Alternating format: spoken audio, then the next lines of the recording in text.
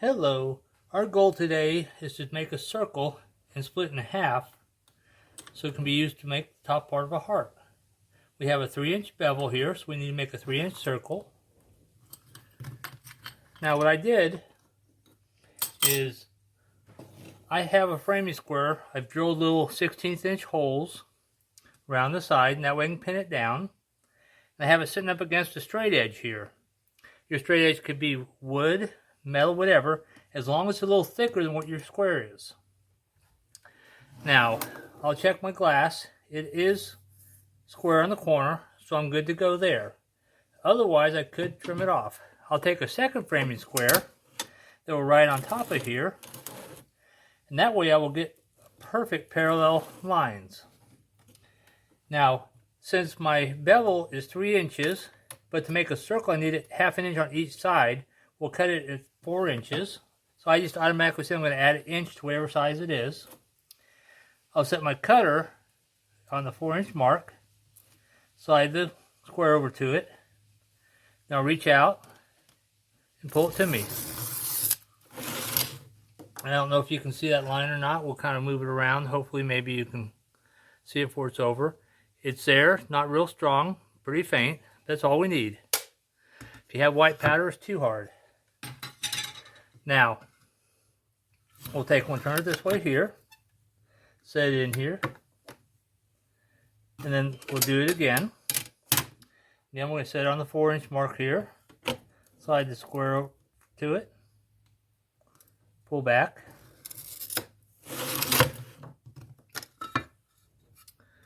snap it, and we have our 4-inch circle. Now I'll set this off to the side, and I have several options of cutting circles. I have a silversmith, I have lens cutters, I have all kinds, but my favorite is the Morton Circle and Border system. Let me spin this around.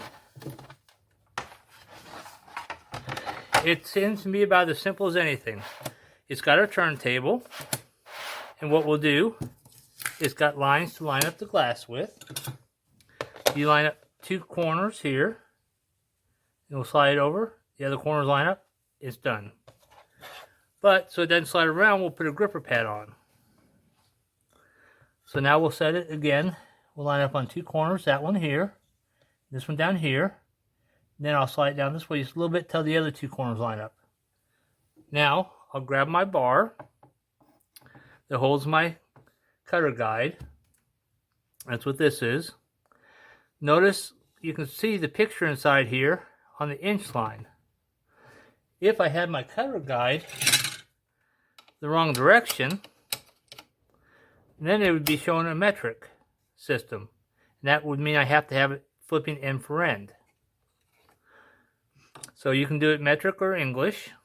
Now, a 3-inch circle, half of that is 1.5 inches, and that's where we'll set this at. You take a little screwdriver and snug it down. Then be tight. Then, notice the black pointer here. I'll put that towards the top. Now line this up here on the side. That way I'll know where my start and stop point were. I'll set my cutter in the cutter guide. Now you start spinning counterclockwise so it draws the glass, pulls the cutter into the guide, and then try moving it out.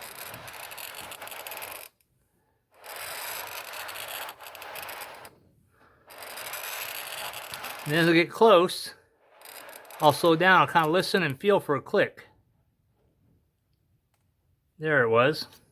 That means I completed my circle. You don't want to go more than that because then you damage your glass cutter. So, now, we got our complete score. We're going to turn it upside down, and we're going to push down where the thick part of the glass is at corners, over top of these points, to cause the score to run. Now, we've got a little gripper pad, so it has a little give, so it works good for this. If not, you can use 3 or 4 layers of paper towel. Do you hear that click? Another one. Gives a little sponge.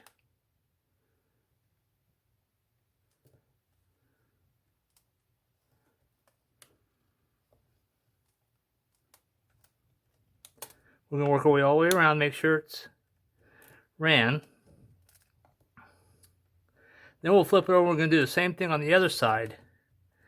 And by doing that, because the score doesn't go all the way through, it's got a little edge all the way around on this side here that's still hanging on. And we want to break that so we don't get a lot of flares. So we'll come over here.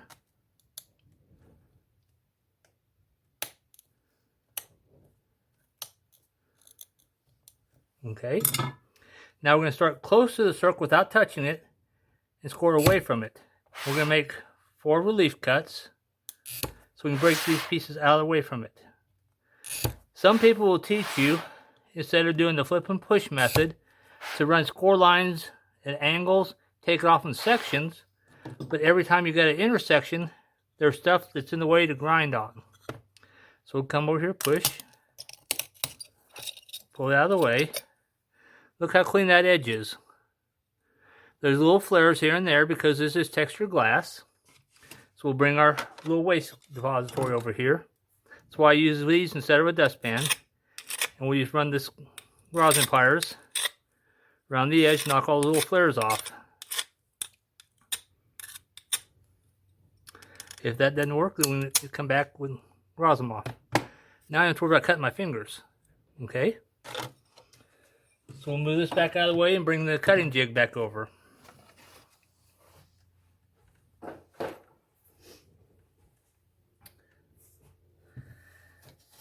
The neat thing about the framing square here, it makes a nest for us.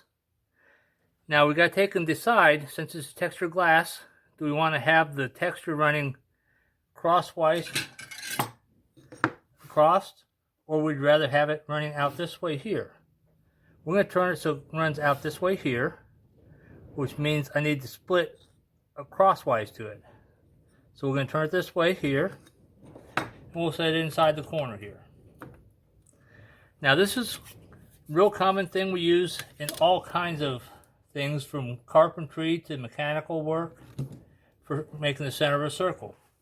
So we'll set the cutter here in the middle of the corner, move the straight edge next to it. This is a 45-degree triangle, and we just run the score across it. Again, we can do lots of things. We take the Morton safety brake and pinch. Nice clean. We could use running pliers. Could have done that by hand. Now we got it there, but most likely we're going to want to flip it over. So we were talking about the texture. Turn texture up. Now you notice it kind of overlaps a little bit here. That's good, because what does it do? It leaves us just a tiny gap around between the bevel and the heart parts for foil. That's a pretty simple way to do her. Thank you for your time.